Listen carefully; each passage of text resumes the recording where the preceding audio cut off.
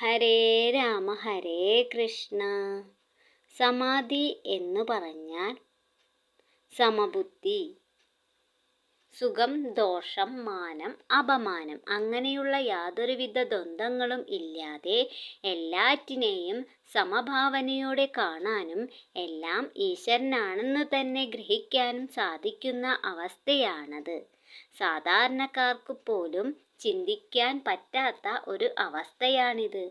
നമ്മുടെ ഋഷീശ്വരന്മാർ എത്തിച്ചേർന്ന അവസ്ഥയാണിത്. അവരുടെ ജീവിതത്തിൽ കൂടി തെളിയിച്ചതും അങ്ങനെയൊരു അവസ്ഥ ഉണ്ടെന്നും നമുക്കൊക്കെ അവിടെ എത്തിച്ചേരാൻ സാധിക്കുമെന്നും അങ്ങനെ എത്തിക്കഴിഞ്ഞാൽ പിന്നെ ജനന മരണങ്ങൾ ഇല്ല, ശാന്തിയും സമാധാനവും ആനന്ദവും മാത്രമേ ഉള്ളൂ എന്നും മനസ്സിലാക്കുമ്പോൾ നാം ശരിയായ ജീവിത ലക്ഷ്യത്തിലേക്ക് നടന്നെടുക്കും.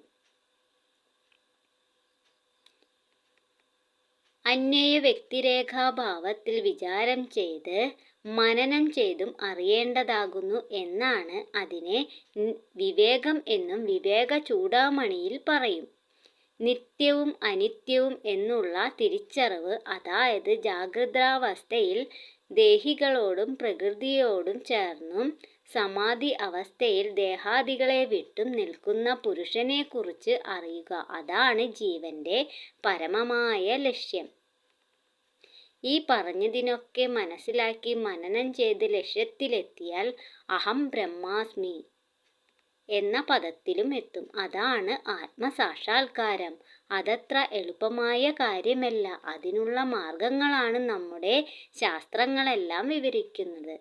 നാരദർ ഈ തത്വങ്ങളെ ഭഗവാന്റെ അവതാര കഥകളിലൂടെയും ലീലകളിലൂടെയും സഹായത്താൽ ഭക്തിരസപ്രധാനമായി വിപുലീകരിച്ചു മനുഷ്യരെ ഈ തത്വത്തിലേക്ക് കൊണ്ടുവരാനാണ് വ്യാസമഹർഷിയോട് പറഞ്ഞത്. ഈ പ്രപഞ്ചം എന്ന് പറയുന്നത് പുരുഷനും പ്രകൃതിയും ചേർന്നതാണ്.